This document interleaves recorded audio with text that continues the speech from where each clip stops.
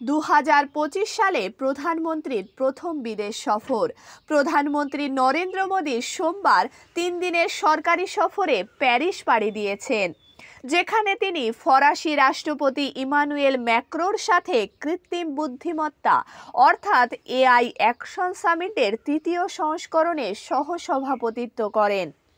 ভারত ও ফ্রান্সের মধ্যে সম্পর্ককে জোরদার করার জন্য প্রধানমন্ত্রী নরেন্দ্র মোদীর এই সফর।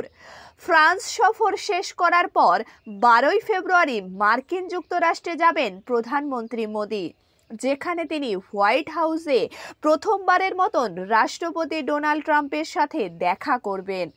তবে মার্কিন যুক্তরাষ্ট্রের প্রেসিডেন্ট হিসেবে ডোনাল্ড ট্রাম্প শপথ নেওয়ার পর আমেরিকায় অবৈধভাবে বসবাসকারী 104 জন ভারতীয়কে অমানবিকভাবে ভারতে পাঠিয়েছেন। এই ঘটনায় মোদি এবং ডোনাল্ড ট্রাম্পের কূটনৈতিক সম্পর্ক নিয়ে প্রশ্ন উঠেছে। প্রধানমন্ত্রী 10 ফেব্রুয়ারি প্যারিস পৌঁছেছেন, আর 11 ফেব্রুয়ারি এআই অ্যাকশন সামিট অনুষ্ঠিত হবে, যেখানে রাষ্ট্রপতি ম্যাক্রো সন্ধ্যায় প্রধানমন্ত্রী মোদির সম্মানে একটি নৈশভোজেরও আয়োজন করবেন।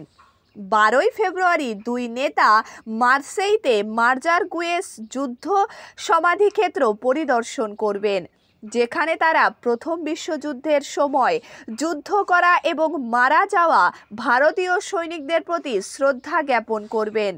দুই নেতা মার্সেইতে ভারতের কনসুলেটের জেনারেল যৌথ উদ্বোধনও করবেন।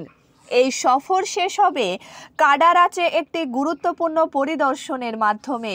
সংবাদ মাধ্যম সূত্রে খবর, চীনের চোখ রাঙানো বন্ধ করার জন্যই মোদি ফ্রান্স সফরে গিয়ে আন্তর্জাতিক তাপ নিউক্লিয়ার এক্সপেরিমেন্টাল রিঅ্যাক্টর, যার লক্ষ্য পরিষ্কার পারমাণবিক ফিউশন শক্তি তৈরি করা, তার অংশীদার হবে ভারত।